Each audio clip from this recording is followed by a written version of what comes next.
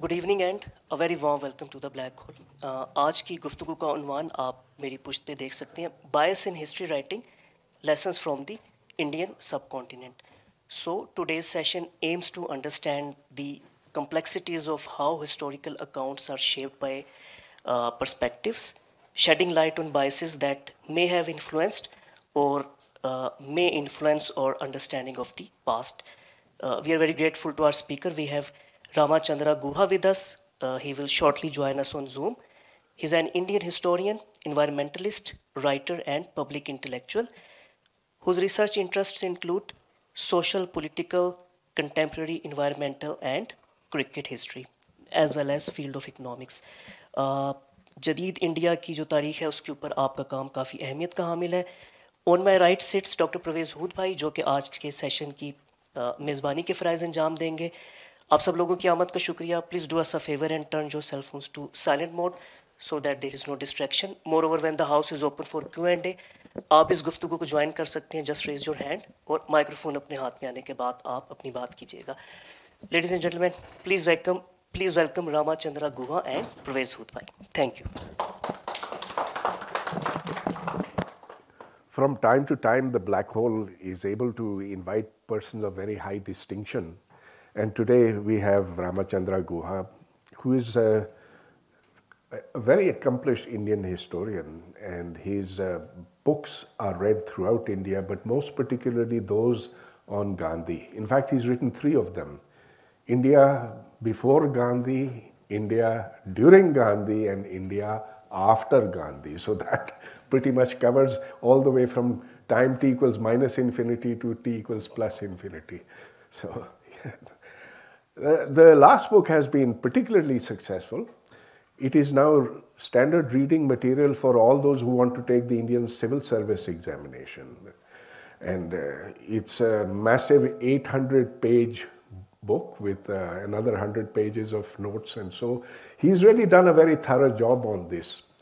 Now, of course, whenever anyone writes a book, there's always the issue of what is the perspective from which the book is written. So if one looks at historians, take Winston Churchill, for example. He wrote 70 books. He was actually a historian who later became the Prime Minister of Britain. His very famous work is The History of the English-Speaking Peoples in several volumes. He writes from a particular perspective, which is that of a colonialist. Okay? Or take somebody like E.P. Thompson, a person who has had, a historian who has had phenomenal impact upon how the English thought of themselves and how the left thought of itself over decades. So everywhere there is the question of perspective. And this is something that we will explore with Ram. Ram, I suspect you're there. But we shall soon see you once the screen is pulled down and the projector comes to light. And then I will ask you this question. Are you there now? Yes, we can see you. Lovely to see you. Tell us where you're located. I am in Bangalore in South India, capital of the state of Karnataka. It's been renamed, hasn't it? Bengaluru तो हम बेंगलुरु, मुंबई, बॉम्बे सब चलता है, दोनों चलता है. हाँ, मैं बेंगलोर गया था कोई 15 साल पहले. बहुत उधर धुआं था. आज भी ऐसा ही है उधर? नहीं, अब तो कुछ बेहतर है. पोल्यूशन, धुआं कम है. दिल्ली से तो खूब कम है. दिल्ली से खूब कम है. लेकिन है तो बड़ा शहर है. करीब पिछले 50 साल में उसकी आबादी करीब 2 मिलियन से करीब 2 करोड़ तक बढ़ गई है, या 1.5 करोड़ तक. So it's seen a major transformation. It is, as you know, the center of our IT industry, our pharmaceutical industry. It has the prestigious Institute of Science, no doubt, is the physicist. You know some of the people there. C.V. Raman himself worked there. So it's a very interesting, curious, cosmopolitan place. And it has a great cricketing culture. आपके लोग जो आपके आपके यहाँ शामिल है इस सभा में, तो इनमें तो कोई क्रिकेट के भी शौकीन होंगे। तो उन्होंने गुंडप्पा विश्वनाथ, एरापल्ली प्रसन्ना, भगवत चंद्रशेखर, राहुल द्रविड़, अनिल कुंबले, इन लोगों का नाम सुना होगा। तो वो सब मेरे शहर के हैं। अच्छा। लेकिन परवेज भाई का शायद क्रिकेट के शौकीन नहीं है, वो बता नहीं, रहे थे। मैं क्रिकेट का शौकीन नहीं हूँ। अच्छा, चलिए बात पे आते हैं, इस मौजू पर आते हैं। What's your perspective on history writing? First of all, what should a historian be trying to do? Is he just a relator of events? Is he a collector of data? What is it that a historian ought to be presenting in his or her work? Right. So there are two aspects to it. One is in what ways can a historian write the most detailed and rich history of a particular topic? That's the first issue. आप ये काम कैसे करेंगे? What are your motivations? The other is what you should guard against. आप पता नहीं बायस को उर्दू या हिंदुस्तानी में क्या कहते हैं? क्या तासुब शब्द कहेंगे, झुकाव कहेंगे। हाँ। झुकाव। तो इससे किस झुकाव से आपको अलग रहना है कि ध्यान से देखना है? सो द फर्स्ट क्वेश्चन कि आप हिस्ट्री कैसे लिखेंगे? The most important thing is you should have a diversity of primary sources. Primary sources का मतलब है जो इंटरनेट में नहीं है और जो लाइब्रेरी में भी ना हो, किताब में नहीं है, विच इज यूजुअली अनपब्लिश्ड। तो मेरी जो पहली किताब थी, which is my PhD thesis, was a history of pageants and forest in the Himalaya. तो हमारा जो हिमालय का इलाका है, आजकल नया प्रोविंस भी बन गया है, Uttarakhand, which is where the Ganges river comes from. This is very similar in its social and environmental profile to the आपके जो पहाड़ हैं, यो लाइक एबटाबाद, मरी वगैरह वगैरह। तो वहाँ के जो किसान हैं, जो the peasants there and the shepherd, the Gaddi वगैरह आपके इलाके में भी, आपके देश मुल्क में भी हैं, they depend on the forest for sustenance. And my first book was the conflict between the colonial state, which wanted to exploit the forest commercially, which enclosed the forest, kept the peasants out, and a conflict arose, and there were many major peasant movements. And that first book of mine was influenced by a person you mentioned, E.P. Thompson, who talked about history of from below. So E.P. Thompson was a pioneer of history from below, और उनका कहना था कि इतिहास, again इतिहास में भी Hindi word, I don't know what is the Urdu equivalent. इतिहास, history is not only about kings and queens, it is about ordinary working class people, मजदूरों, किसानों, उनकी कहानी भी है।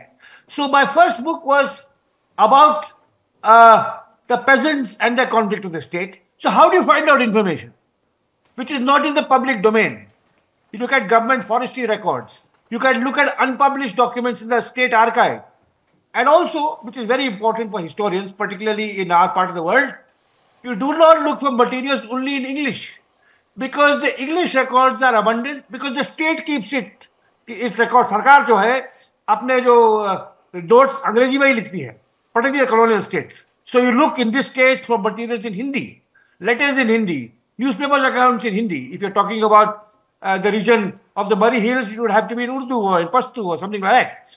So that's the first job of a historian, is to look for primary sources, unpublished hidden material from which he can document the lives and struggles of ordinary people. So you don't, it's not from the top of your head. It is not in the internet. You will have to go to an archive, to a library, to a newspaper office. And also you will supplement all that you find in terms of unpublished written material by oral interviews. आप बातचीत भी करेंगे किसानों से, लोगों से, कि उनके मेमोरीज क्या हैं, उनके परदादा क्या कहते थे जंगल के बारे में, सरकार के बारे में, आंदोलनों के बारे में, about protest movements. And then you write. So that is the first job, is finding new materials. The second job, and it's the most important thing, about any topic. Like, let's take the founder of your nation, Jinnah. अगर आप जिन्ना की biography लिखेंगे तो आपको क्या करना है? पहली बात है कि आपको ये इकट्ठा करना है कि जिन्ना साहब ने क्या लिखा। सिर्फ उनके जो लेख, उनके जो स्पीचेस कलेक्टेड हैं, there many volumes published in Karachi and Lahore, there is a Quaid e Azam papers project which was done, not just that but it is unpublished. Then you have to see what people wrote to Jinnah, not just his view, because you don't want only the great man's view, you want the views of his contemporaries. कि लियाकत ने क्या लिखा, गांधी ने क्या लिखा, ख्वाजा निजामुद्दीन ने क्या लिखा और आम आदमियों ने क्या लिखा, उनको कई लोग चिट्ठी लिखते थे. Then you look at the newspaper account. Then you look at stuff in English and Hindi. Then you look at the colonial record in English and Urdu. Then you look at the colonial record in London. कि वहां की अंग्रेजी सरकार, Churchill क्या बोल रहे थे, Churchill की सरकार क्या बोल रही थी जिना के बारे में. So that's the first thing, is the diversity of sources, which is a lot of hard work. It is grunge work. It is, I don't know, it is sort of like akin to an anthropologist going into the field, maybe an experimental scientist, doing many, many experiments, many failing, and finally finding some new material. That's the first, you could say, duty of a historian, is to choose a topic. As I said, my first topic was peasants and the state in Himalaya. Somebody else's topic may be a biography of Jinnah or of Liaquat or of Zulfikar Ali Bhutto. It could be an individual, it could be a collective. Mine was a collective because I was writing a history from below to begin with. And they can add much new, unpublished, rich material from a diversity of sources. Then you write what you found. And there are two or three things you have to be aware of. The first is you have to be aware of the debate of largest sociological debates. What is the caste structure? What is the religious profile? What is the history of the state? What are the laws in which these actors are? So you have to know a little bit. A historian is a social scientist too. So a historian has to know a little bit about the law, about political science, about anthropology, about economics, and also, if he's an ecological historian like I was, about science, about botany, about biodiversity, about species composition. So, but a historian is also, so a historian has to know about social science, but a historian is also literary artist. उसको कहानी अच्छे तरीके से बतानी है, जो लोग पढ़े और मुझसे काफी माने impress हों.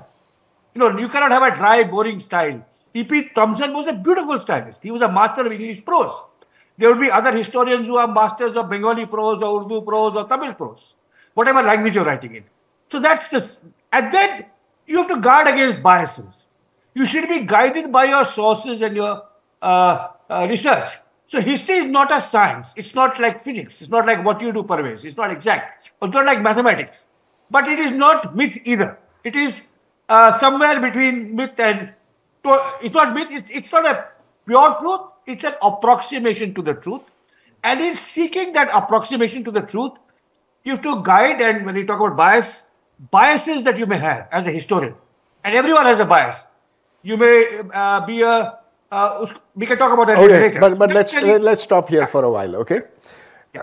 You wrote your first book on Uttarakhand and the peasant uprising over there. ठीक है, ये बिल्कुल मुनासिब बात है, but that is something that you could do without provoking reaction from the people who control the state, who have a definite perspective, and well, maybe it does to an extent, but when you write on Gandhi, in today's political climate, it's an entirely different thing. So here is a small peasant uprising here.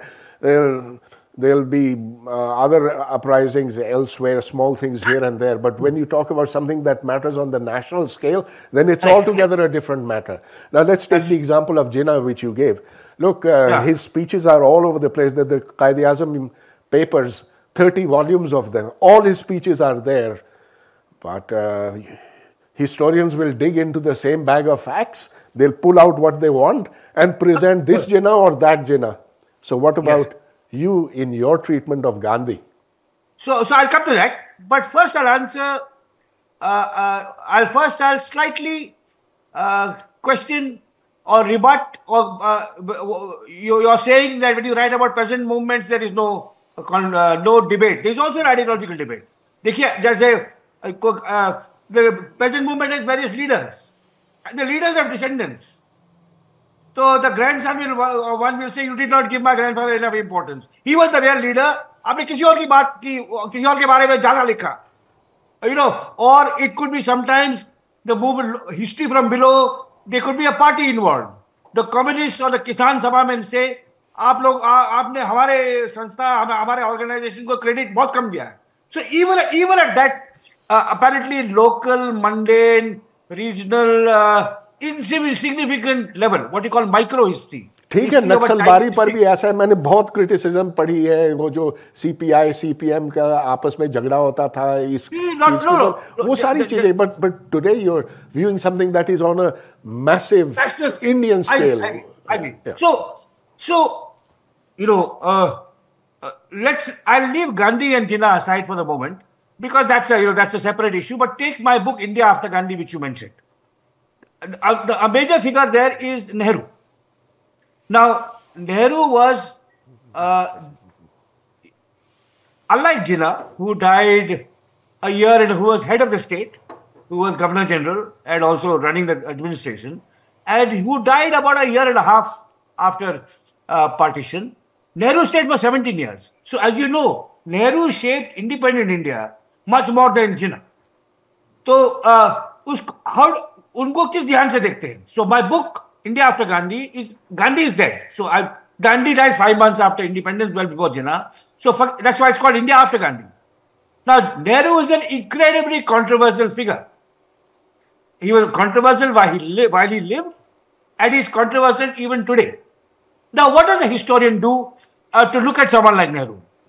Or shall we say, a comparable case in Pakistan would be Ayub or Bhutto, who both were active in Pakistan politics for in independent Pakistan politics, unlike Jinnah, who died very young, or unlike Mujib, who was also assassinated 3-4 years after independence. So, take Bhutto and Ayub. They were active in Pakistani politics, profoundly influential in shaping what the state's policy was, its foreign policy, its economic policy, its domestic policy, its laws, its attitude to religion, its attitude to women. Same with Nehru.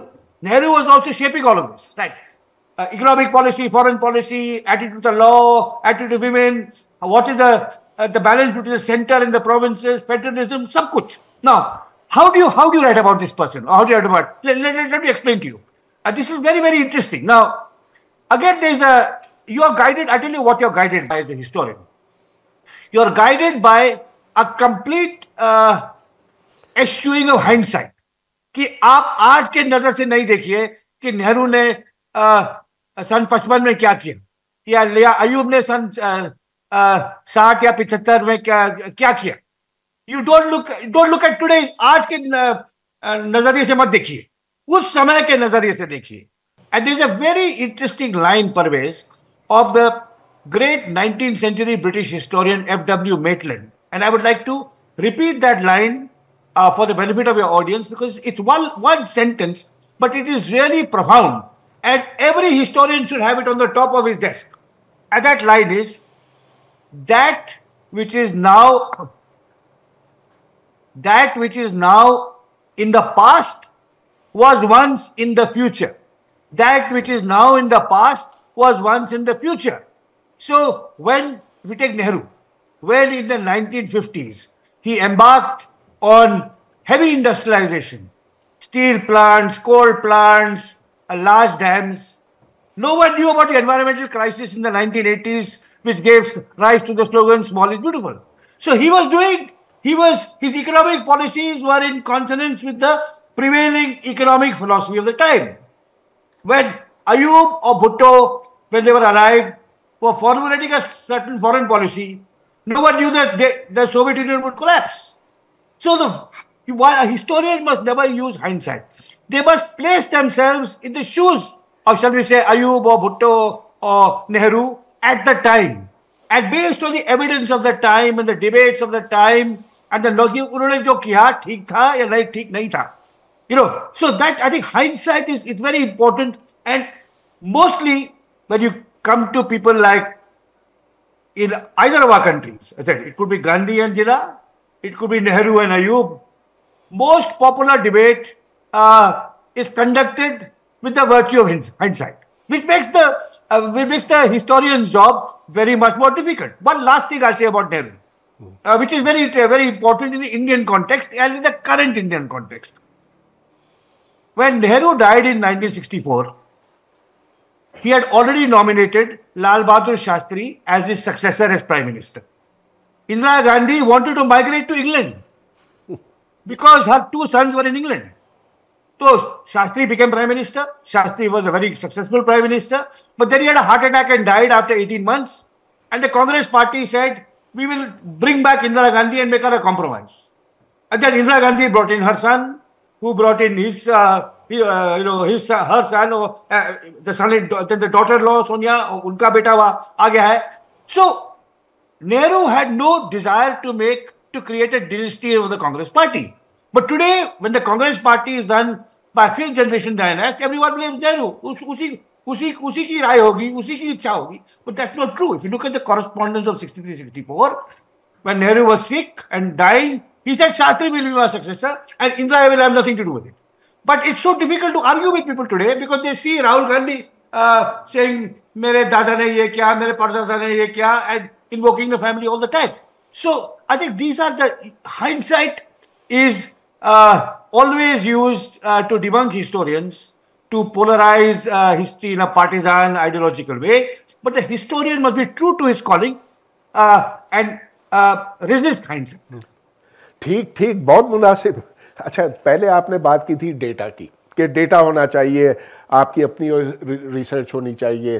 फिर आपने ये कहा कि तमाम perspectives आपको उस वक्त के जो मखसूस हालात हैं वो समझने चाहिए. ठीक है, ये सब कुछ मान लिया. लेकिन चलिए, अगर आप कंटेम्प्रेरी पॉलिटिकल हिस्ट्री लिख रहे होते हैं, जी जी जी, आज जो अखबारात में होता है, जो आप टीवी पे होते हैं, देखते हैं, जो आप सोशल मीडिया पे सुनते हैं वगैरह, ये सब कुछ हमारे सामने है, सबके सामने है. लेकिन इसके बावजूद एक शख्स कुछ लिखेगा, एक हिस्ट्री लिखेगा, दूसरा दूसरी हिस्ट्री लिखेगा. तो इसमें बिल्कुल वाज़ेह होता है कि जब आप हिस्ट्री लिखते हैं तो इसमें आपका नुक्ता नज़र भी आता है, आपके जो अपने मकासद हैं वो भी सामने आ जाते हैं. So there is a historian which who writes for power, who writes to serve power, and there's another who wants to record the major events, histories, and interpret them of his time or of earlier times. What's your take on that? No, you're absolutely right that in the current climate with social media, the historian faces new challenges because there is what is called WhatsApp history. You know, as someone once said, that a lie has gone halfway around the world before the truth has got its boots on. तो WhatsApp history में तो कई गलत फहमी है हमारे नेताओं, living and dead. There may be lies about Modi, there may be lies about Rahul Gandhi, there may be lies about Mahatma Gandhi, there may be lies about Veer Savarkar. Now, and for historian finds it very difficult to combat them. Now, obviously, as I said, you have to, as I began, you have to know the diversity of sources, you have to dig deep, you have to be aware of sociology and economics and culture and language and law, all of that. But above all, and this is the question you raised, and I have a passionate view on this. I believe not just a historian, Pervez, every writer must be independent of political parties and politicians. That does not mean he does not have an ideology. You can be a leftist and does not need a PhD in history for that. He has to be able to think for himself. Yeah, so you can be a social democrat, a socialist, a free marketer, but it's very seductive to ally with people in power. And sometimes it is not corruption. ये नहीं है कि हमारे मुल्क में, तो हम दोनों के मुल्क में ऐसे कई एग्जाम्पल्स हैं जहाँ पे इंटेलेक्चुअल्स सरकार में शामिल हुए फॉर पावर, कि मिनिस्टर बन गए, गवर्नर बन गए, एम्बेसडर बन गए. So that is one form of intellectual capitulation, but that's the less interesting one. It's more कि एक हिंदुस्तानी में एक शब्द है, there must be a Urdu equivalent, Rajguru. Intellectual wants to be a Rajguru, wants to be an advisor to the king, and it stokes the ego. देखिए, नवाज शरीफ ने मेरी राय सुनी और अब वो तुरंत अपना पॉलिसी बदल लेंगे जैसा मैं चाहता हूं, या नरेंद्र मोदी ने मेरी राय सुनी और and the politicians use you, they use well meaning intellectuals to give them legitimacy, कि आपको अपने मकान में बुलाएंगे, बातचीत करेंगे, आपकी तारीफ करेंगे. और आपके साथ फोटो लेंगे, लेकिन अंत में जो उनको करना है वो कर लेंगे. They've used you to bolster their own prestige. That this famous professor, not just of history, it would be of physics, is on my side. Right. So it's very important. People ask me, often in India, people ask me, what advice do you give young writers? तो पहली बात मैं कहता हूं, this is interesting for you people to really listen to, because it may be different in Pakistan.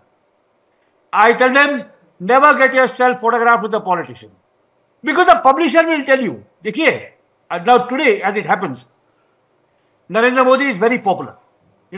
I disapprove of his policies, but as a scholar I recognize he is very popular. Just as say Bhutto was very popular in the 1970s in Pakistan. And a writer may be told by his publisher कि आपने किताब लिखा है, आप मोदी जी के साथ एक तस्वीर खींच लीजिए. अगर भुट्टो आज होते पाकिस्तान में, या इमरान खान की बात, Imran Khan is also I think very popular. कोई कहे एक इतिहासकार को पाकिस्तान में, उन्होंने एक किताब छापी है और उनका पब्लिशर कहे आप इमरान खान से या इंडिया में मोदी जी के साथ एक फोटो खींच लीजिए और सोशल मीडिया पर डाल दीजिए, आपके 10,000 कॉपी पिक जाएगा एकदम. Which is true. देखिए, and Imran Khan or Modi of course have not read a word of that book, but doesn't matter. So this I always tell young writers, beware, because the integrity of your craft is very important, and you may get short-term gain, but your long-term reputation will suffer from associating with politicians. You may have your views. When you vote, you may vote for Modi or against Modi, for Imran Khan or against Imran Khan. Of course, you must be a politically active citizen. You may want to go on a street protest for something. You may want to sign a signature petition. But never associate with influential politicians, because that is deeply damaging to your professional reputation and also, I would say, to your scholarly integrity. I think that is extremely important, very good advice. And now I think we have some understanding of where you're coming from in terms of the theory of history writing. But now there are many questions that come to mind that I'd like to ask you, and I won't take up too much of your time because I know people in the audience want to interact with you as well. But it used to be said that the Congress under Nehru and Gandhi, yeah, they posed as being secular. I'm telling you the common belief in Pakistan, okay? Correct. They posed as being secular, but actually they had within them the seeds of Hindu, of Hindu supremacism, and that had partition not taken place, then Muslims would have been crushed in a united India, and so the making of Pakistan was right and proper and inevitable given this kind of attitude among Hindus. Now, my question to you is that if we look at the 1920s, 1930s, and this is the time when the two-nation theory was starting to become, was articulated, well, by Veer Savarkar, as you mentioned, and later by Golwalkar. Now, those were not popular views at that time, or were they? What is your assessment of how strong the RSS was, Lala Lajpat Rai, Savarkar, Golwalkar? What was their political mass as compared to that of Nehru and Gandhi and Patel? Yeah. So I'll answer that question, but I'll try and answer that question. It's a very complex question, and I'm not sure I can. What caused partition, for example, is really the question you're asking, and I'll try to answer it though. It's such a recently hotly contested debate that no one can answer it. I don't think I can answer it adequately. But I'll say something first about what you started by saying, that in Pakistan it is held that Gandhi and Nehru were talked about secularism, but were closet Hindu supremacists. In India, among the now ascendant Hindu right, among Modi, Amit Shah, the BJP, which is in power in Delhi, is likely to win a third successive election victory, controls the media, controls the intellectual universities, vagara, vagara, the TV channels, the newspapers. Among them, the common sense view is the reverse, that Gandhi and Nehru were Muslim appeasers. तो जब गांधी की बात करेंगे कहेंगे कि he gave too much to the Muslims. That in the Mopla rebellion of 1921 he never criticized the Muslims. About Nehru they will say he reformed the Hindu personal law, but he appeased the Muslims, he never reformed their personal law. Some will even go as far as to say, which of course outrageous falsehood, but it is widely believed that he was actually born a Muslim.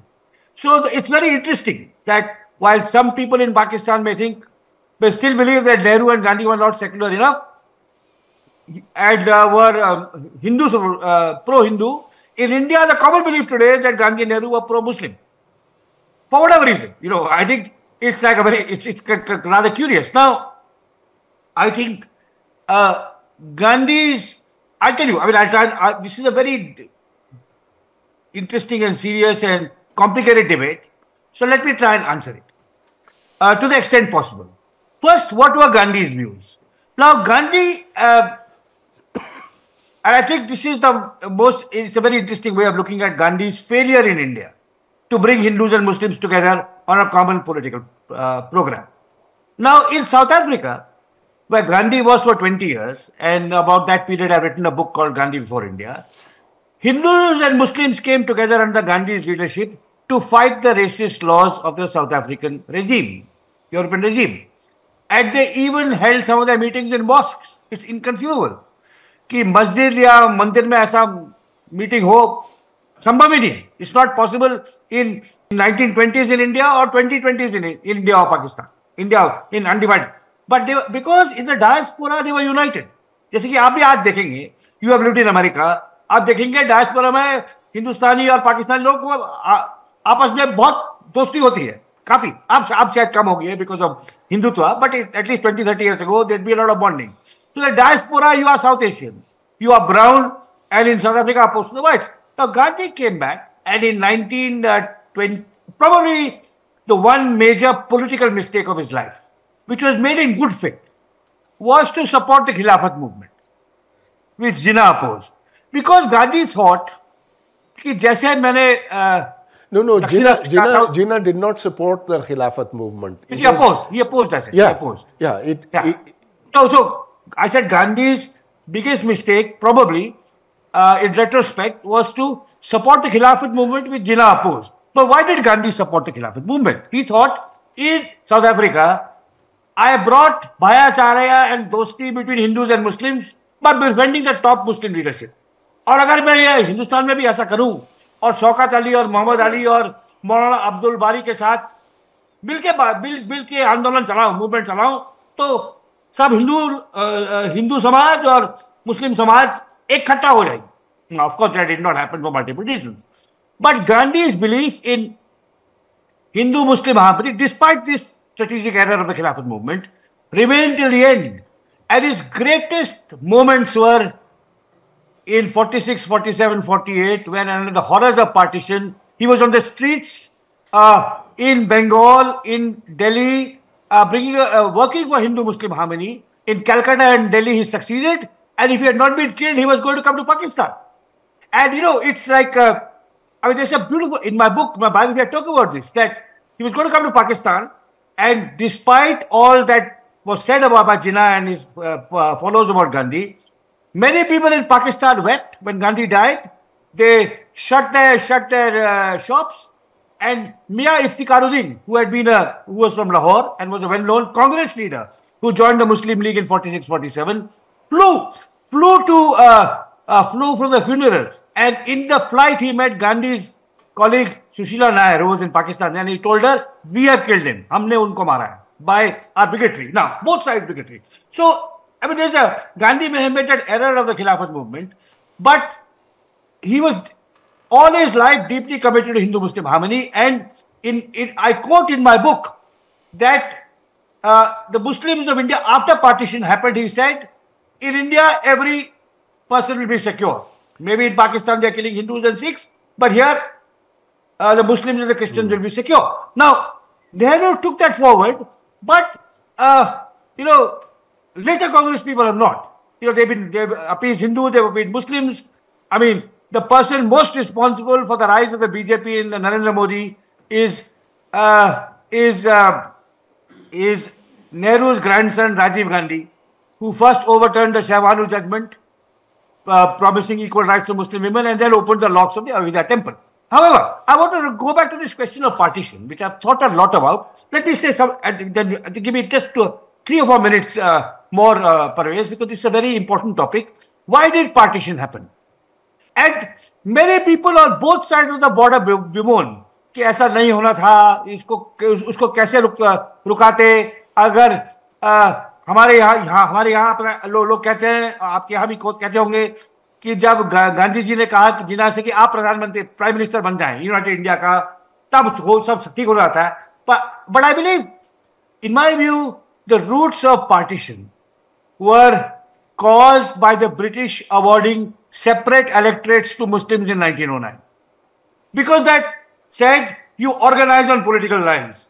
The Muslims, nobles, the elite, the Nawabs and the Talukdars, who were upset after the mutiny at the main jobs going to the Hindus, asked for separate electorates. The British gave it, and then the Muslims and the Hindus saw themselves as political blocs, despite what Gandhi, Jinnah, Nehru, Liaquat, anyone else would have wanted. I believe, this is my view, that was the point of no return for partition. That does not mean partition could have been accomplished with less loss of life. It does not mean India and Pakistan should have better relations than they currently have. But no one individual could have stopped partition. Not Jinnah and not Gandhi. The logic of history and colonial policy was all in favor of partition. Well, causation in history is always problematic. मैं आपकी बात ठीक है मानता हूँ, लेकिन मैं समझता हूँ कि इससे भी पहले जाया जा सकता. 1870 when the first census was taken, and on the basis of that census, that's right. Muslims and Hindus would get their quotas, their job quotas. तो उस वक्त फिर ये बात बड़ी अहम हो गई, आप हिंदू हैं कि मुस्लिम हैं, और जो दरार थी वो बढ़ती चली गई. अच्छा, जो आपने बहुत सी बातें की, मैं इससे बिल्कुल इत्तफाक करता हूँ कि गांधी ने खिलाफत मूवमेंट ज्वाइन करके उसमें हिस्सा लेकर एक मजहबी रंग दे दिया मुस्लिम और हिंदू इत्तेहाद को. और लोग पाकिस्तान में ये कहते हैं कि it was not Jinnah who brought religion into politics, it was Gandhi who brought it. हाँ, बात आपकी ठीक है कि एक दुश्मन अंग्रेज जो था उसके खिलाफ लड़ने के लिए किया था, लेकिन ये अपनी जगह पे एक बड़ा ख़राब, एक गलत कदम था. अब मेरा सवाल आपसे ये है, देखिए आपने हिंदुत्व की बात की. हिंदुत्व जैसी चीज़ तो 1930s में थी ही नहीं. ये तो सावरकर की बनाई हुई इस्तेलाह. It was his term. Yes. I think it was in his book, Who is a Hindu or What is a Hindu, something like that. It's called Essentials of Hindutva, 1922 or 23. Bharat Varsha, something like that. No, it's called Essentials of Hindutva. But you're right, Savarkar was not influential in his lifetime. He became influential after his death. मुझे ये बताएं, क्या आप रोमिला थापड़ जैसे लोगों से, historian से इत्तफाक करते हैं कि अगर आप बहुत पीछे देखें कि कोई हिंदू आइडेंटिटी तो थी नहीं और हिंदुस्तान में लोग बिखरे हुए थे, वो अपनी शनाख्त, अपनी आइडेंटिटी इसमें ढूंढते थे कि कौन कहाँ रहता है, वो क्या काम करता है, उसकी ज़बान बोली क्या है वगैरह, लेकिन there was no common sense of being, there was no feeling of being a Hindu. So how far, in your opinion, is this correct? And is it the crystallization of Hindu identity that comes after the British and then with Savarkar and then Golwalkar? What's your take on the evolution of Hindu identity? So, Pervez, again, इस पर बड़ी लंबी चर्चा हो सकती है, but I am on the same side as Romila Thapar when it comes to opposing Hindutva. and religious fundamentalism and religious bigotry and the persecution of minorities. But I don't, her understanding, the understanding of people and people like her, the Marxist historians, of medieval and ancient India is not just flawed, it's dangerous and counterproductive. अभी अब मैं आपको बात बताऊं. Oh, that is very serious. Yes. बताइए, बताइए. I will explain to you. I will explain to you. Now, recently, in India, the most important event in India has been the inauguration of this Ram temple. Okay. Now, when this stuff started in the late 80s, it is an objective fact that many temples were destroyed in the medieval period by rulers who happened to be Muslims. Now, what did the Marxist historians do about the Ayodhya temple? It is also a fact that Lord Ram may never have existed, and certainly there is no evidence that his birthplace was where the temple is now. But there may have been a temple. In fact, it's likely there was a temple. What did the Marxist historians say? They know temple. Hindus and Muslims have always lived in harmony. Instead of which they should have argued, which is what I have been arguing for the last 30 years. The Constitution of 1950 promised Muslims, Christians, Parsis, Jews equal rights as Hindus. That's what is important. What happened in 1526 is not important. I had a famous debate with Amartya Sen in the pages of the Economic and Political Weekly, which you are willing to see, where I wrote a critique of his understanding of Indian history, and he replied, because he told Indians, he said, we should look to Akbar. I said, what if someone shows, and we should treat our Muslims well today because Akbar was tolerant. I said, what if someone shows that Aurangzeb was a more paradigmatic ruler than Akbar? Why? Where does that leave the Indian Muslim today? Argue about the present in terms of the present, in terms of the Indian constitution. Don't rake up stuff of 300, 500,000 years ago, because that will get you into this dangerous stuff. That actually, as it happened in the Ayodhya case, an archaeologist who happened to be a Muslim from Kerala found some evidence that there was a temple underneath the Babri Masjid. Now, of course, there is no evidence that this was a temple to Ram, that this was a temple to Ram's birthplace, but they may have, it's very likely it was a temple. But that's irrelevant to how you treat Muslims today. So by talking about there was no temple, that Hindus and Muslims lived in harmony, that Akbar is the person was the most representative Muslim emperor, that is dangerous, because that is playing into the hands of your ideological opponents. I agree with you on this, but look, temples were broken by Hindus as well, one Raja versus the other. And if you look at it, yeah, but hang on a second. Hindus also broke temples belonging to Buddhists. And so this thing has gone on in history. Now, nobody should be punished for the crimes of their forefathers. I don't know what my grandfather did, what crimes he committed, but I am not willing to pay for what he did. And so I think we agree on this. That we agree on it. Wherever there are, so now there's an orgy for destroying mosques in India. It's something wrong. Maybe they were built on temples. No, that is wrong. But then, how much of history is one going to efface? No, I completely agree with you. But I'm saying that the method of arguing should have been by the JNU historians should not have been there's never a temple, but to say what happened, or the way Amartya Sen put it, that Akbar was tolerant, so we should that we are ruled by the Indian Constitution, and even here, actually, tragically, this is not going to stop. Because the judiciary has been complicit.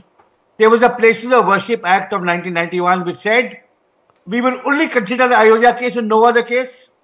The Chief Justice regrettably has opened a Pandora's box and a can of worms.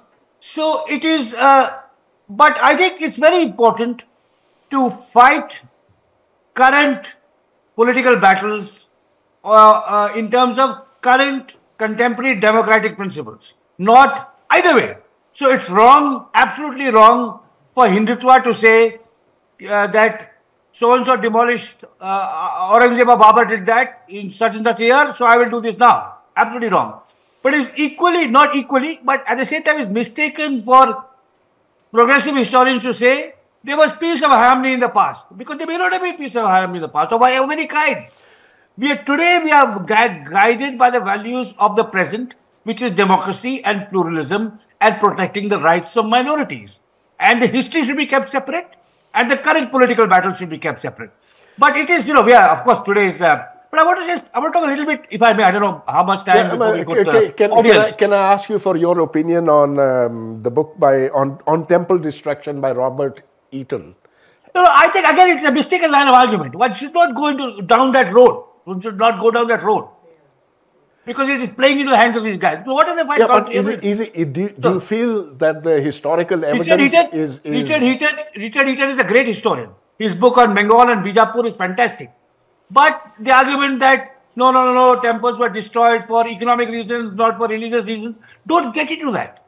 A historian should not try and, of the medieval period should not. But I want to talk, just if I may, Pervez, I want to say a little bit, since the topic of our discussion is bias in history writing, and we have talked and we have agreed that not just historians, but intellectuals and writers, and indeed scientists, should not ally with political parties and politicians. I want to talk a little bit about the perils of the historian becoming a nationalist.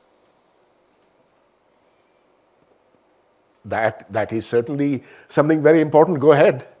Yeah, we wait to hear you on that. Yes. So I'll say so that the discussion becomes more interesting and deeper, and not just India and Pakistan. When I wrote my book, India After Gandhi, which is a history of India from 1947 till today, the thing I'm most proudest of that book is how I wrote about India's dispute with Pakistan and India's dispute with China.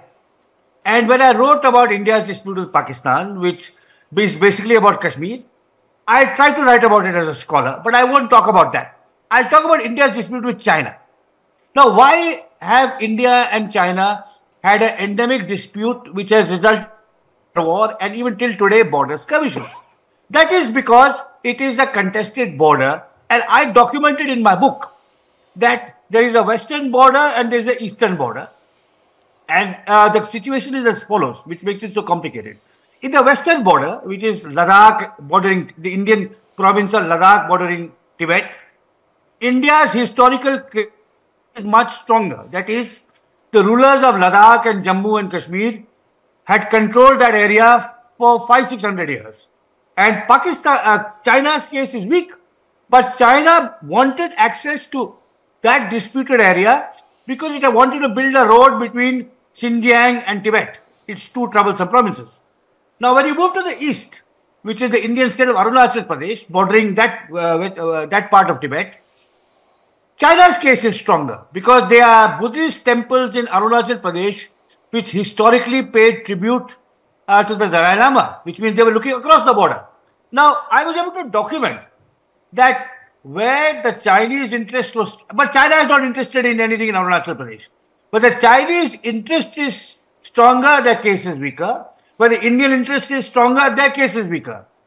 And so it is, unless there's a genuine compromise, which Nehru and Chow and Lai discussed but abandoned, where we just say, where the Indians tell the Chinese, we will overlook your transgressions in the western border and you will overlook our transgressions in the eastern border, this conflict will continue. But national pride tells you that we will not give up national pride instructs you to say, we will not give up a single inch of our territory. Or the territory we claim, that is our own. Which is why in Kashmir, today, the radical Pakistani nationalists will say, we will reclaim Jammu and Kashmir, and radical Indian nationalists will say, we will reclaim the part of Kashmir which is under Pakistan, rather than actually have the kind of compromise which, shall we say, Manmohan Singh and Musharraf wanted, which is just to convert the line of control to the national border. So I think it's very important, and I said that's the part of the book I'm proudest of, that even we're writing about our wars, I wrote as a scholar, not as an Indian patriot. I could see when it came to Kashmir, Pakistan had a case, not a foolproof case, but our case was not foolproof either. When it came to the dispute in Ladakh and Arunachal, China had a case And we had a case. Now, I think that's so. A historian cannot be a nationalist. He cannot be a party man. He cannot be a party hack. He cannot be an acolyte of a politician. But he cannot be a nationalist. I think that's something very, very difficult in these times. A lot of people in India must have criticized you when you said that that Pakistan does have a case in Kashmir. Yes, but it's not a foolproof case, and ours is not a foolproof case either. Yeah.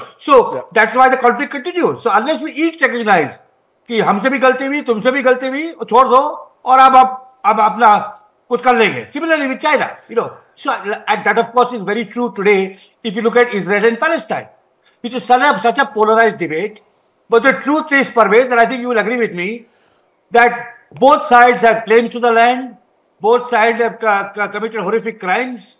And unless there's a mutual acknowledgement, but the whole debate is so polarized. Either you have people who say the Israelis are awful and the Palestinians are totally right, or on the other hand, you will have the kind of the American case where it is that only Israel is right and Palestinians are terrorists. So I think this is very, very important in so many of our international conflicts. Sometimes it's black and white. Russia has invaded Ukraine. Kabhi aisa hota hai, it's black and white. But most often, endemic, persisting international conflicts like India and Pakistan, India and China, Israel and Palestine are those in which both sides have a point of view. Absolutely. I couldn't agree more on this. Now, just one last question before we go to the audience. Where is India heading? It's a very complicated question. There's no simple answer. Where I live in South India, the view is different from if you live in UP or Gujarat, for example, whether you're a Hindu or a Muslim. And there's not a single state in South India that is controlled by the BJP. So it's hard to say. It depends on where you are, because we're so large. We're much larger than Pakistan, much more diverse. If you look at the states of UP, Gujarat. No, I'm not talking about. I'm not talking about Modi winning or not winning. I think he will win. Everybody says he's going to win. But what will be the direction that India will take in Modi's third term? So, Pervez, among the dangers that a historian must guard against, of course, we talked about some, ideological affiliation, national chauvinism, superficial research. One of the dangers a historian must guard against is looking into the future. An historian must not become an astrologer. So I will not say what will happen, but I will say I wrote a long essay recently in Foreign Affairs, which I can send you a PDF of, you can circulate to your friends, where I talked about the emerging fault lines in India, which will continue whether or not Modi wins the third term. Within India, not international affairs, not India's relations with its neighbors. There are 4 or 5 fault lines in India which are very worrying. One that is the most talked about is Hindu versus Muslim. But that's not the only one. A second fault line is North versus South. The southern states are the most economically dynamic, the most socially progressive. It's where women have the more rights, and yet they have very little political influence. And that people in the south are very upset about. That the more progressive, economically dynamic, egalitarian parts of India are dictated to by the more backward, patriarchal, fundamentalist parts of India.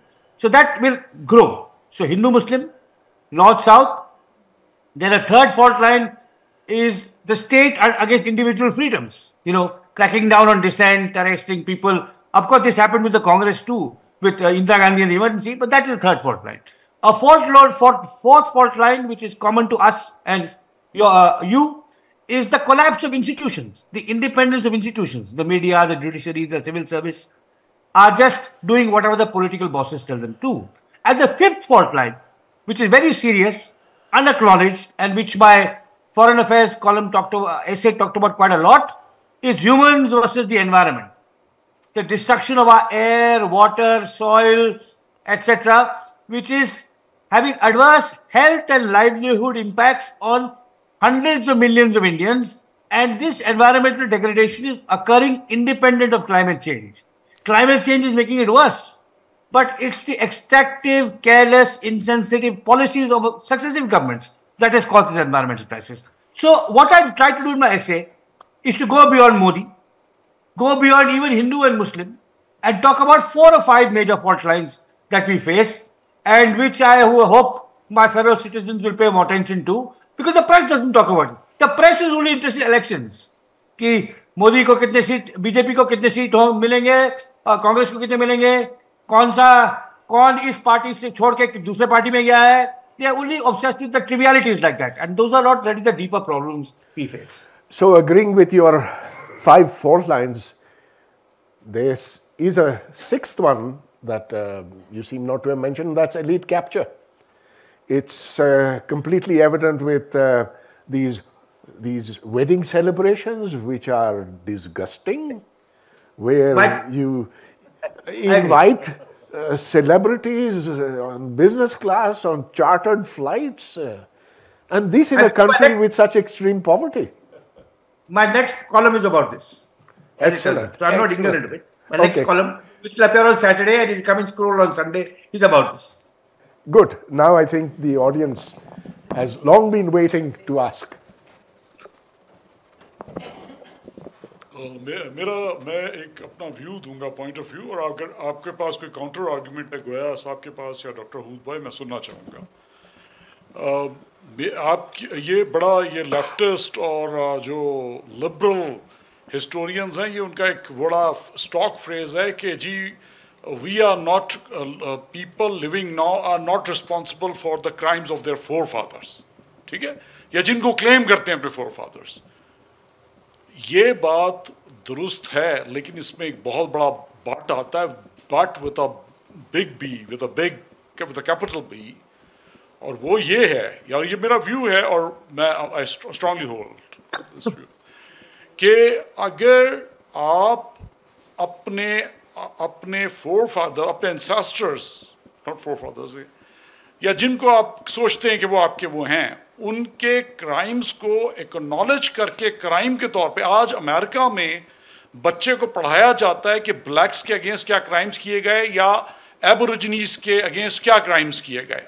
Museum में slave ships हैं जहाँ पे school के बच्चों को लाके दिखाया जाता है कि वो कितनी बुरे हालात में आए थे. उनको ग्लोरी के तौर पे पेश नहीं किया जाता. मेरे ख्याल में आप अपने एंसेस्टर्स के क्राइम्स के जिम्मेदार नहीं है. अगर आप उनको क्राइम्स माने, अगर आप उन्हें डिफेंड कर रहे हैं, बल्कि ग्लोरीफाई कर रहे हैं, बल्कि कुछ खास किस्म की डिवाइसेस के नाम भी उन पे रख रहे हैं, आप उन्हें ग्लोरी, तो आप बिल्कुल शरीक हैं उस गुनाह में, उस क्राइम में शरीक है, और उसकी पनिशमेंट आपको फिर आज भी मिलनी चाहिए, क्योंकि आप अकम्प्लिस हैं. उस दौर में ना रहते हुए भी अगर आप उसे डिफेंड कर रहे हैं या ग्लोरीफाई कर रहे हैं, तो you are liable to be punished for those crimes. Please. So, Pervez, should I briefly answer that? Go ahead. I think that's a good question. I think I must clarify on my behalf and maybe also on Pervez's. You see, the Hindu-Muslim issue in India or the Israel-Palestine issue is very complicated. It's not in the categories you talk about. So there's, as we grow, as we mature, as we become more enlightened, we outgrow some of our prejudices. And there are basically there are three or four forms of prejudice that have to be conquered. One is that of race. That is, a white man is superior to a black or brown man. The second is that of gender. That a man is superior to a woman. A third is that of sexual orientation, that a heterosexual is superior to a homosexual. And a fourth is that of, in the Indian case, caste, that a Brahmin is superior to a Dalit. Or, even in India now there's a debate about Pasmanda Muslim. Pata nahi Pakistan mein aisa hai ki nahi. Between Muslims who claim descent from the Arabs and the Persians versus those who are converts. So those are of inequality. They are of inequality. So historic inequality you want to redress. You want to make women equal to men. You want blacks to be equal to whites, because that is oppression and inequality. Whites oppress blacks. Men oppress women. Now in the Hindu-Muslim case it's much more complicated. These are two communities where one was the ruler, then the other was the ruler. Sometimes there was intermingling and harmony, sometimes there was conflict. It's a much more complicated business. It's not black and white, like the black and white case or the man and woman case. So if today I believe, I'm also, partly because I have a daughter, and a working wife, I've become more and more of a feminist. When I was younger, I was a patriarch. Now I recognize that both Hindus and Muslims historically have treated women very badly. Whatever the Quran may say, whatever the Hindu scriptures may say, that's the brutal fact. If you look at the presence of women in the workforce, in the intellectual class, in the professions, so we have to atone for that in the same way as the American white has to atone for the American black. But that is deep structural inequality. Hindus and Muslims are much more complicated. आप कब कितना करेंगे? इसने ये तोड़ा, इसने वो तोड़ा, इसने ऐसा किया, उसने वो किया. जब मुस्लिम बादशाह था, उसके जनरल सब मुसलमान थे, हिंदू बादशाह था, उसके सब जनरल सब.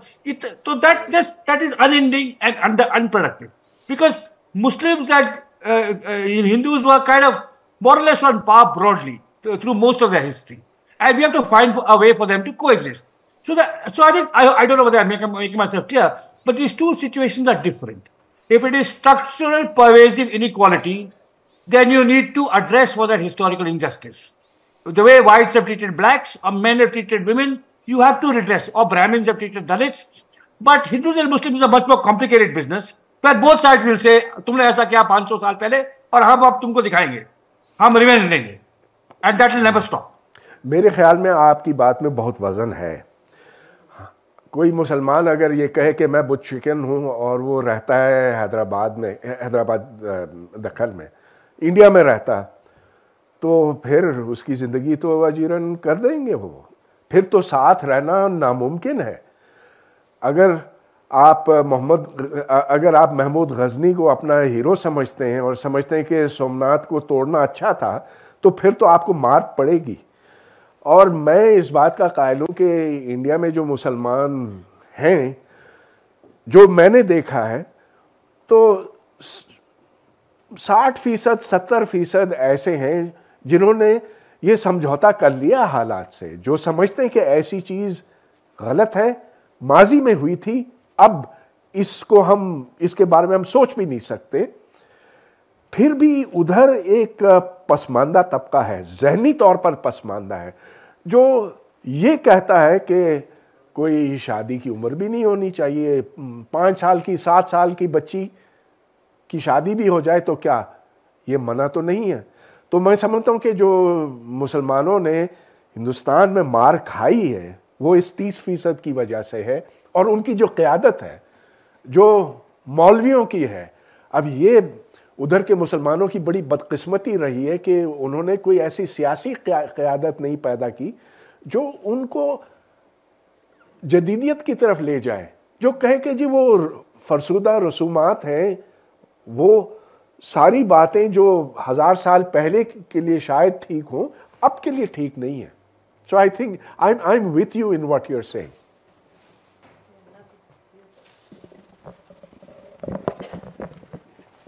जी अच्छा, आपने हिस्टोरियन अनबाइस्ड होने की जो क्वालिटीज़ बताई, जो कि भाई वो नेशनलिस्ट नहीं होना चाहिए, सेक्युलर होना चाहिए, इस तरह की जितनी भी अच्छी हो सारी, मतलब लेफ्ट से ना हो, राइट का ना हो, जिस तरह न्यूट्रल होकर लिखे, तो मेरा ख्याल है कि पढ़ने वाले पे भी डिपेंड करता है कि क्या चीज़ लिखी है. अगर वो पढ़ने वाला अनबाइस्ड है तो वो अपने मकसद की बात वो निकालेगा, वो क्लेम करेगा कि भाई हाँ ये चीज़ इसने लिखी है क्योंकि मैं प्रो लेफ़्ट हूँ, मैं प्रो राइट हूँ, या मैं किसी ऐसी तंजीम से बिलोंग करता हूँ. तो मैं तो अपने मकसद की बात देखूँगा कि हाँ इसमें ये नहीं इसने डॉक्टर जो गुहा ने सही नहीं लिखी, या किसी और की बात. तो इसमें क्या ख्याल है आपका कि पढ़ने वाले पे भी डिपेंड करता है. आप 100% सच लिखें कि आपने लिखा कि फॉरेस्ट और वो पीजेंट्स की आपने जब हिस्ट्री बताई, तो वहाँ के लोगों ने आप पे उंगलियाँ उठाएंगे, ये मेरे दादा के लिए ये चीज़ें नहीं थी, या उस पर तंजीमों की सारी चीज़ें. हालांकि आपने कोशिश की कि भाई वो सच लिखा जाए. तो पढ़ने वाले के अंदर क्या सच है, इस बारे में क्या कहेंगे आप? तो ये तो अब आप ठीक कह रहे हैं that the reader is also biased, comes with his biases, लेकिन आपके रिसर्च पे डिपेंड करता है. आपने कितनी नई जानकारी खोजी है, कितने नए फैक्ट्स आप आगे लाए हैं, उसका एनालिसिस कैसा किया है कि आप बायस्ड आदमी को भी परसुएट कर लें. और मैं बताऊँ, आप जो मेरी जो किताब है इंडिया आफ्टर गांधी, उसमें मैंने दिखाया है, कई चीज़ें दिखाई हैं, और एक चीज़ मैंने दिखाया है कि अगर नेहरू नहीं होते, मेरे मेरे मानने में, क्योंकि मैं पाकिस्तानी भाइयों से और बहनों से बोल रहा हूँ, कि उनसे बातचीत कर रहा हूँ, मेरे मेरे नज़र से पाकिस्तानी की ये बदकिस्मत है कि जिन्हें का इंतकाल बड़ा जल्दी हो गया, और हमारी किस्मत है कि हमारे जो प्रधानमंत्री नेहरू 70 साल रहे। दूसरी बात है कि 10 साल के बाद अगर वो इस्तीफा देते तो बढ़िया रहता, लेकिन जो पहले 10 साल में उन्होंने देश को मजबूत किया, लोग को इकट्ठा किया, उन्होंने कहा कि मुसलमान को भी इक्वल स्टेटस देना चाहिए, विमेन को राइट्स होने चाहिए, डेमोक्रेसी होनी चाहिए, और डेमोक्रेसी खास करके उनकी देन है। उन्होंने कहा इलेक्शंस का ऑर्गेनाइज किया ठीक तरीके से, और वो हम परवेज भाई फिजिसिस्ट हैं, आप वो जानते हैं कि नेहरू ने आईआईटी भी शुरू किए, टीआईएफआर वगैरह वगैरह, तो ये आप डॉक्यूमेंट कीजिए। और जब मैंने डॉक्यूमेंट किया, कई लोग ऐसे थे जो who were influenced by BJP propaganda, who thought Nehru is an awful man, he is too westernized, कि वो ही started the dynasty। मेरी किताब पढ़ने के बाद उन्होंने, मैं सैकड़ों हजारों लोग ने मुझसे कहा है कि आपके किताब पढ़ने के बाद हमको समझ आया कि नेहरू ने कुछ अच्छे काम भी किए हैं देश के लिए। तो ऐसे अगर आप ठीक तरीके से इन डेप्थ रिसर्च करें और नए फैक्ट्स लाएं और ध्यान और समझ के उसका एनालिसिस करें और सामने लाए रीडर के साथ, you can change his mind also, even rid him of his prejudices, so I think that's the job of a historian, and ultimately एक आखिरी बात कहूंगा कि जो भी इतिहासकार हिस्टोरियन लिखता है, it is some other historian will come and write a better work, but that person has to do more research. It is not like a scientific thesis that is there forever, because if someone has access to more resources, more new material, knows more languages, has a more sophisticated analysis of society and politics and law, has a better literary style, his book will be more persuasive than yours. But only then. So the depth of the research, that is where the depth and originality of the research is very important for a historian, as it is for any scholar in any field. Yes.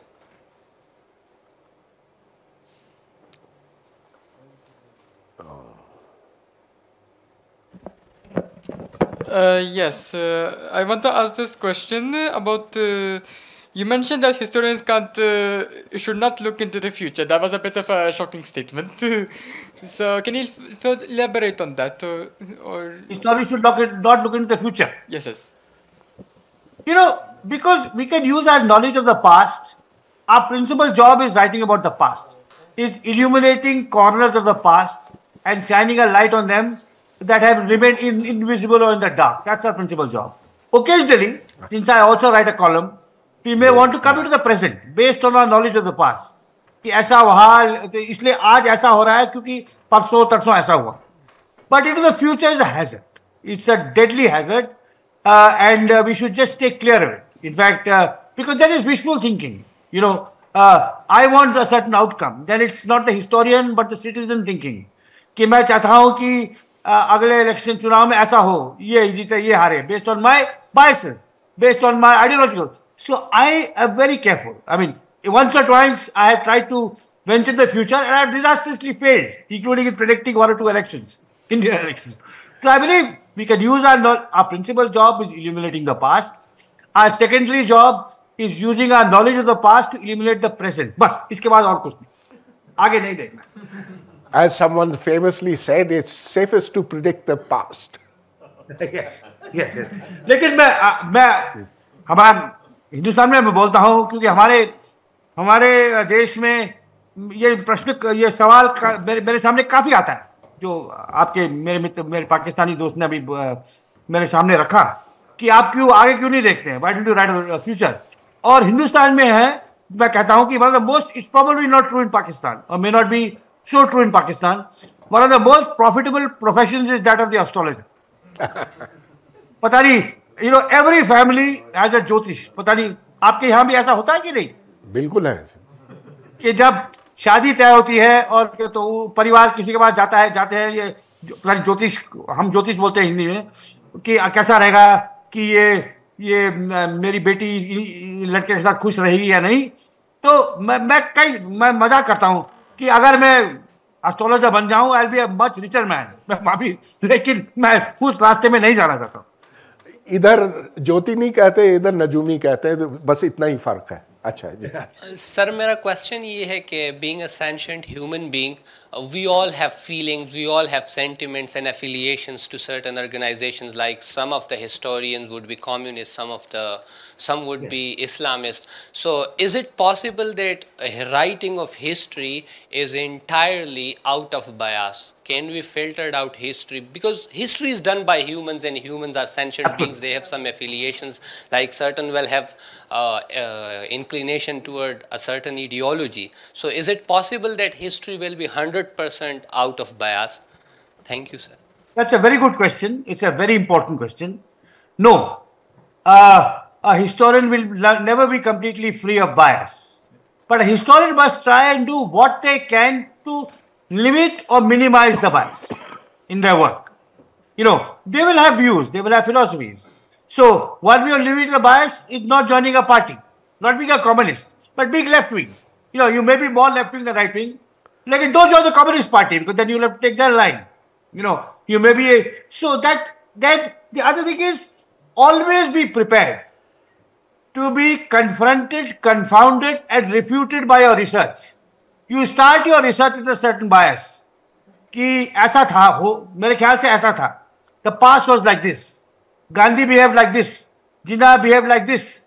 Partition happened because of this. Because you have gone there with this based on your earlier reading and your prejudices.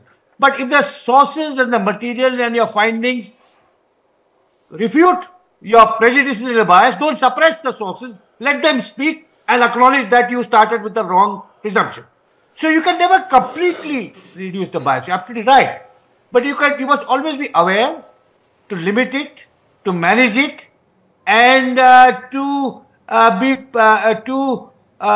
exchange your bias for a higher truth, which is what your research might show you, which is still never perfect. As I said, it is not science, it is not mathematics. But you can find a way of being less false, maybe not more true, but less false, and that's the job of a historian. I think someone famously said that a real historian is one who determines his direction by looking at his footnotes. The evidence that is there will then determine what line he takes. Absolutely, absolutely. Yes. Two quick things. Thank you. Great talk. One is this idea that since everybody has a bias, how about exactly stating it at the beginning of a history book, that this is what my biases are, so that the reader can keep that in mind when they read the book. That's one thing. The second is about hindsight. You said that a historian must sort of situate himself or herself in that past time and look at it from that perspective.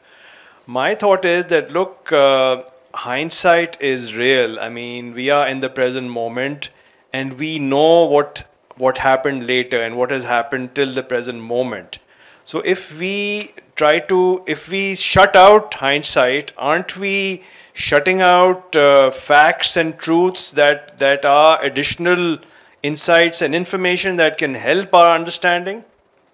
So those two. No, I don't think so, because your first question I'll answer in a bit, but your second question, because to repeat what Maitland said, that is, which is now in the past was once in the future. So when you're writing about the 1600s, you have to see what the person, that actor in the 1600s, it may be a king, it may be a priest, it may be a thinker, it may be a general you're writing about, what he or she, what facts and evidence they had when they made that decision.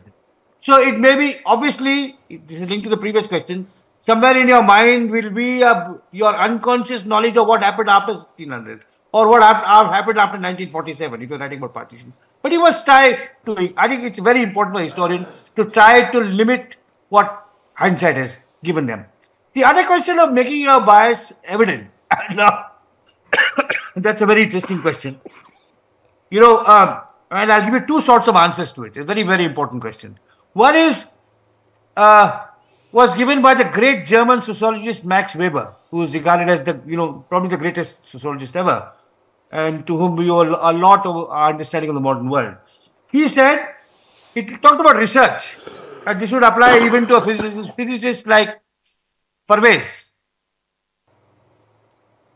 Your choice of topic is guided by your values. I want to study religion. I want to study the 15th century, not the 18th century. I want to study religion, not economics. I want to study solid state physics and not quantum mechanics. So the choice of your research is decided by your values. But your findings are decided by your scholarship and your science and your integrity. So Weber used the terms value orientation and value neutrality. Value orientation in the choice of the research topic, value neutrality in how you deal with the research topic. But as we've discussed, you can't remove the biases completely. However, and this, you see, I have one more answer to your question. I'm also a newspaper columnist. I write a fortnightly column, which is translated in 10 Indian languages, including Urdu, incidentally, in a newspaper published out of Hyderabad in the Deccan. Now there, my biases are evident. I don't make up things. I don't tell lies. I don't concoct facts. But I'm writing about the present. So people who read my columns know that I detest Hindutva. I detest the dynastic culture of the Congress party. I'm a Democrat and pluralist. I'm deeply worried about environmental degradation. I'm concerned about the equality of women. Now, that is there in my columns. But not in my, I hope in my scholarship it is much less evident. When you are talking about the present, you are writing, when I'm writing about the present, I'm writing partly as a scholar, but partly as a citizen, like anyone else.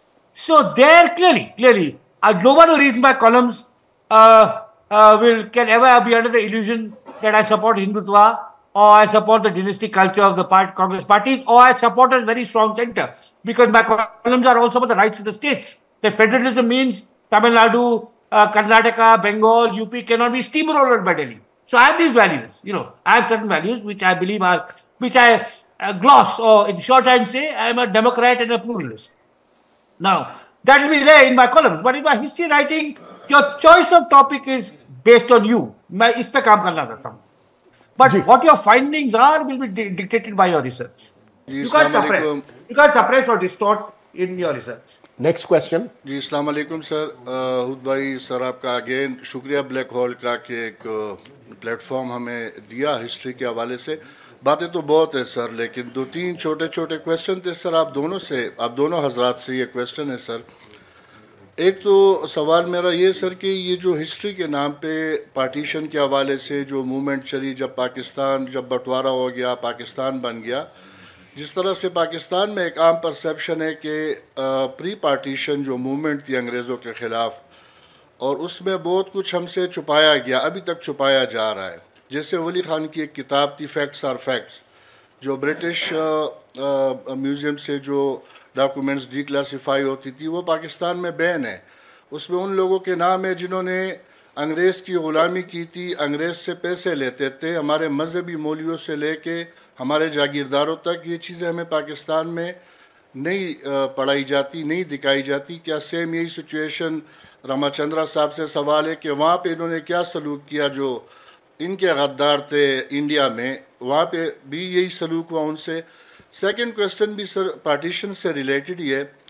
Pakistan में ये criticism होती है sir, और मुझे शाहबनामा याद आता है, कुदरतुल्लाह शाहब साहब की बात याद आती है कि करप्शन की बुनियाद उस वक्त पड़ गई.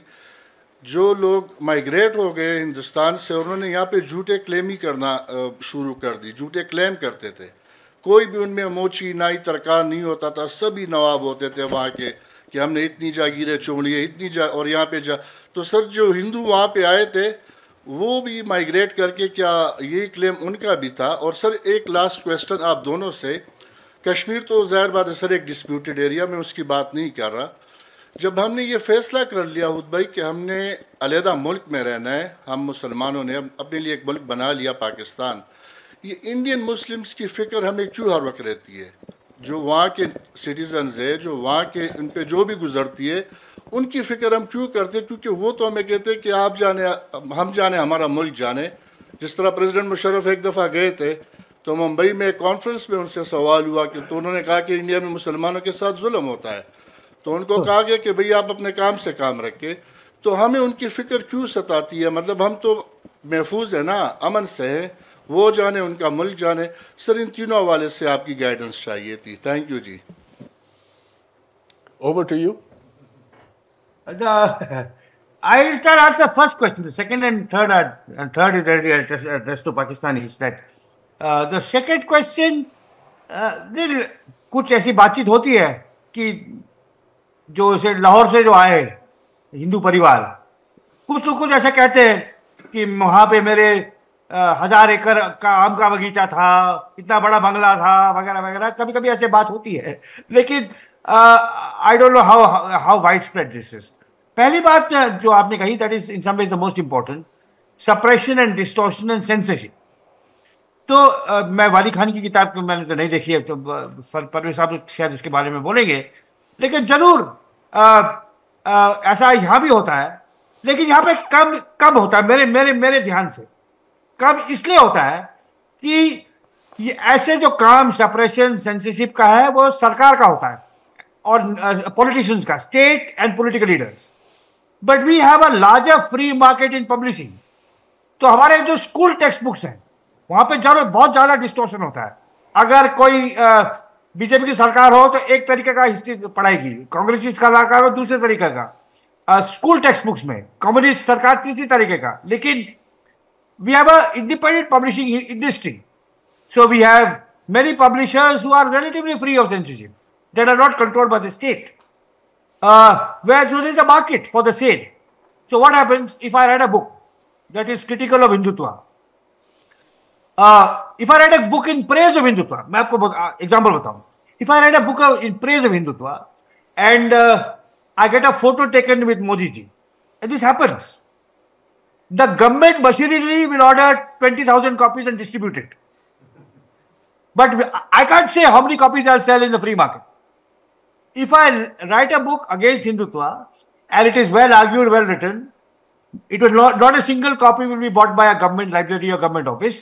But I may sell 40,000 if it's well written in the free market, because it may be persuasive. It may be well eloquent. It may be capture. So I think, my sense, based on my limited knowledge, is because there is a relatively vibrant independent publishing industry in India, the problem is less. The problem is there of censorship, suppression, distortion of all of this, but it's less because the government will not encourage it, but you can go to a publisher who sees that people will buy it. आपके सवाल का जो तीसरा हिस्सा था कि हमें क्यों इंडिया के मुसलमानों की फिक्र होनी चाहिए, बिल्कुल होनी चाहिए, क्योंकि वो हमारी तरह इंसान है और बिल्कुल हमें इधर जो हिंदू रह गए हैं उनकी फ़िक्र होनी चाहिए, बल्कि उनकी ज़्यादा फ़िक्र होनी चाहिए, इसलिए कि उनकी ऊपर उनको बचाने वाला यहाँ कोई भी नहीं है। यहाँ उनकी बच्चियों को ज़बरदस्ती उठाकर ले जाते हैं, उनको मुसलमान बना देते हैं और हमारा कानून उस पर ममानियत भी नहीं लगाता। तो बहुत शर्मनाक बात है। गर्ज ये कि ये जो हमने तफरीक पैदा की है अपने अंदर, उससे इंसानियत छुप जाती है। और हमें कभी नहीं भूलना चाहिए कि हम सब इस धरती के लोग हैं और सब के हुकूक बराबर हैं और सबको बराबर के मौक़े भी मिलने चाहिए। तो ये बात आपकी ठीक है कि क्यों हम फ़िक्र करें। फ़िक्र इसलिए एक कुदरती बात है। हम फ़लस्तीन के लोगों के दुख को भी देखकर अंदर से तिल मिलाते हैं। हम अफ्रीका में जब कुछ होता है उससे भी हमें तकलीफ़ होती है, होनी चाहिए, उससे उतनी ही होनी चाहिए।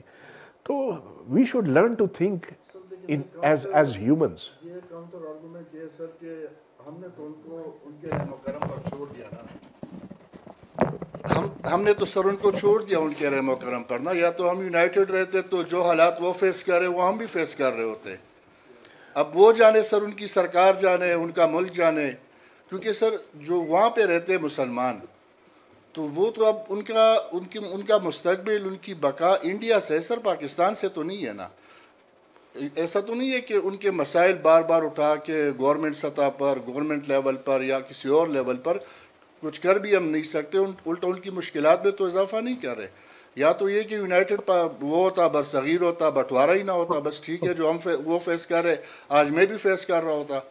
मैं तो महफूज हूँ ना, मैंने तो पाकिस्तान बना लिया, अब उनका वो जाने, उनकी सरकार जाने। देखिए, मौलाना अबुल कलाम आज़ाद यही कहते थे कि अगर पाकिस्तान बनाओगे तो हम लोग जो उधर रह गए पिट जाएंगे। और उस ज़माने में कायद आज़म की बहुत पॉपुलैरिटी थी। जिन्ना साहब जब गए अलीगढ़ मुस्लिम यूनिवर्सिटी तो स्टूडेंट्स ने उनका बड़ा खैर मकदम किया। अच्छा, उधर मैंने ये एक ऐसे शख्स से सुना है जिसके वालिद ने ये सवाल किया था जिन्ना साहब से कि अगर बंटवारा होता है तो हम लोगों का क्या बनेगा, what should we do, that was the question. And Jinnah's reply was, he said it thrice, sacrifice, sacrifice, sacrifice. ठीक है sir, thank you.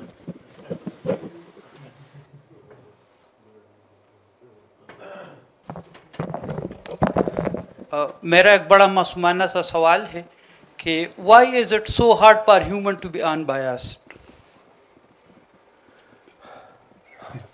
No, it is. To be human is to be biased. You're influenced by your family, your caste, your religion, your language, your locality, your sexual orientation, your nationality. वो होता ही है, वो तो होता ही है. And even the most educated people with PhDs and double PhDs are biased. So I think that's in the nature of our existence.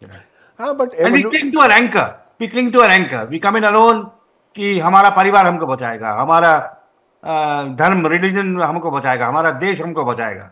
That's how it is. मेरा ख्याल है इसमें जी नहीं, there is an evolutionary reason, evolutionary biology के हवाले से भी इस सवाल का जवाब दिया जा सकता है। क्योंकि जब लोग इकट्ठे रहते थे, अब फ़र्ज़ कीजिए 15-20 लोग हैं जो जंगली जानवरों का शिकार करते थे, उनका साथ रहना उनकी बका के लिए ज़रूरी था। अगर कोई अकेले जाकर शिकार करता तो जानवर ना पकड़ सकता या जानवर उसको मार देता, तो इश्तराक, मिलकर काम करना, उससे एक ग्रुप बनता है, उससे ग्रुप आइडेंटिटी बनती है। अब वक्त के साथ ये ग्रुप आइडेंटिटी बढ़ती गई, लेकिन शनाख्त तो होती है फिर भी। अब वो शनाख्तें कमज़ोर हो गई हैं। अब हम एक बहुत बड़े ग्रुप के साथ अपनी शनाख्त को जोड़ते हैं, कौम के साथ जोड़ते हैं। तो चलिए अब आगे चलते। सॉरी, नहीं, please speak into the mic. नहीं, please. Thank you very much. My name is Nazir and I am also a student of history and admirer of your writings. Not only your writings but Guha Senior, Ranjit Guha's writings also. So thank you very much for your insightful discourse. I am more interested in your room and the cupboard and the so I am just diverting people's attention to your room. I would like to know the two small statues behind you. One looks like Ambedkar, and the other looks like Vallabhbhai Patel, and I am just who's that? Yeah, the other is Gandhi. Other is Gandhi. Right. Achha. Okay. And I am also for that. Okay. I am also intrigued by two sets of books in your cupboard. I would like to know what the multi-volume books in the third shelf. Two sets. One is grey set and the other is like yellow. One yellowish. is cooking books. These are cookbooks. So yeah, thank you. I'll answer that. So I think there's one set of there's a kind of a green set behind there. That is the collected works of Gandhi. In print, all 97 volumes, because I like reading them in print rather than online, though they're available online. There are also various other kinds of books. There's some selected Ambedkar, but there is a reason for Gandhi and Ambedkar together. Right. Now, and I think I'd like to explain it because it has to do with the history of modern Indian political history and nationalist history. You see, Gandhi had two great debates. One was with Jinnah and one was with Ambedkar. And in Pakistan, naturally, you will know more about the debate with Jinnah.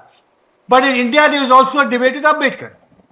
And like his debate with Jinnah, but for different reasons. Generally, you take sides in the Gandhi-Ambedkar debate. So basically what happened was, for a long time, Indian nationalists were very critical of Ambedkar. ये देश का बातचीत हुई देश का बंटवारा होने का, तो हमारे यहाँ लोग कहते थे कि अंबेडकर ने फ्रीडम स्ट्रगल का बंटवारा किया, उन्होंने ब्रिटिश का लोगों का, he took the side of the British. He was in the Viceroy's Executive Council during the Quit India movement. तो और आजकल लोग कहते हैं कि गांधी के खिलाफ हैं कि गांधी ने दलितों के लिए बहुत कम किया और करना था, और उन्होंने बाबा साहब अम्बेडकर को आदर नहीं दिया, रिस्पेक्ट नहीं दिया. But actually, if you look at it historically, they were both very important. So if you look at, I talked about caste. To reform the caste system, you need pressure from above and from pressure from below. You need, of course, oppressed caste to organize, but you also, but the elite castes have the power. So they must recognize it is immoral and wrong to hold on to the power. And there's some very interesting similarities that have been discussed today, like the gentleman who talked about slavery and accounting for slavery. How was slavery abolished?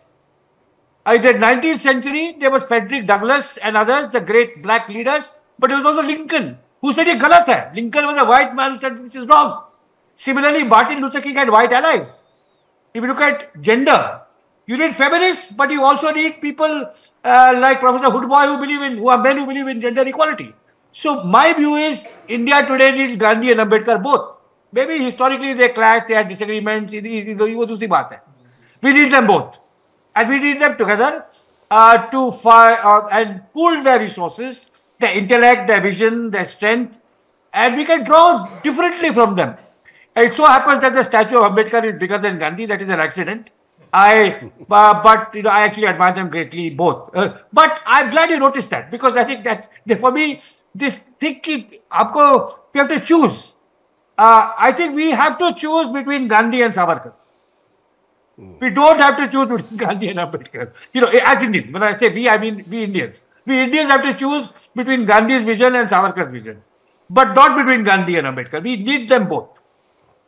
We needed them both, and we need them both. आपने while mentioning कि जी जिन्ना साहब की death इतने अरसे में हो गई, फलां की डेथ इतने अरसे में, फलां की, जब लाल बहादुर शास्त्री का जिक्र आया तो आपने कहा कि he died of a heart attack.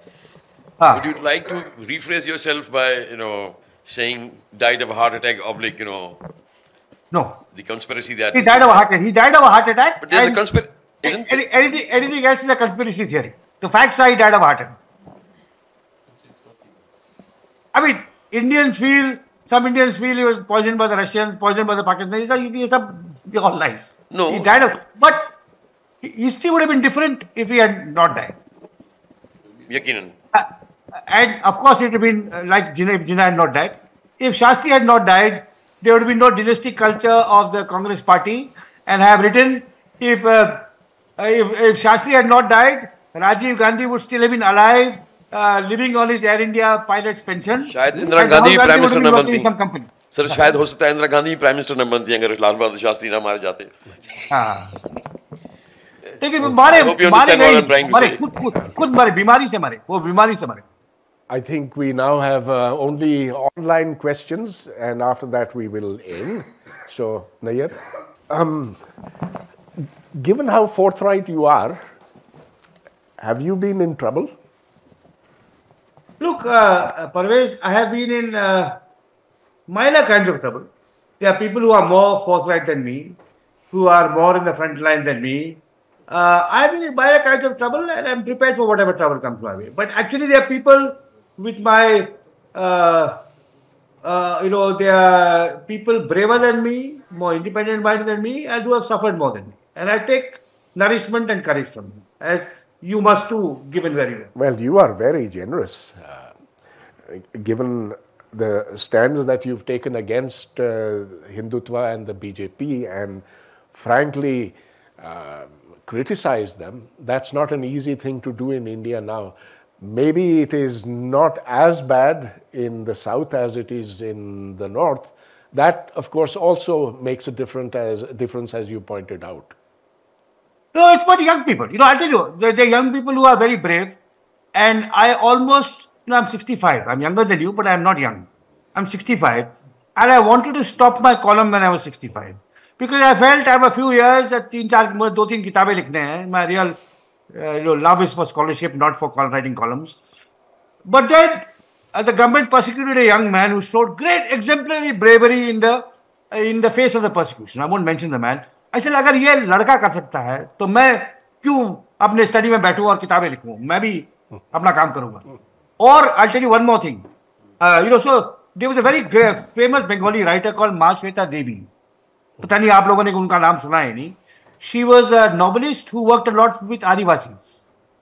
And during the communal riots in the late 90s, early 2000s, when she was already in her late 80s, late 70s, she called me and said, we have to do something about this.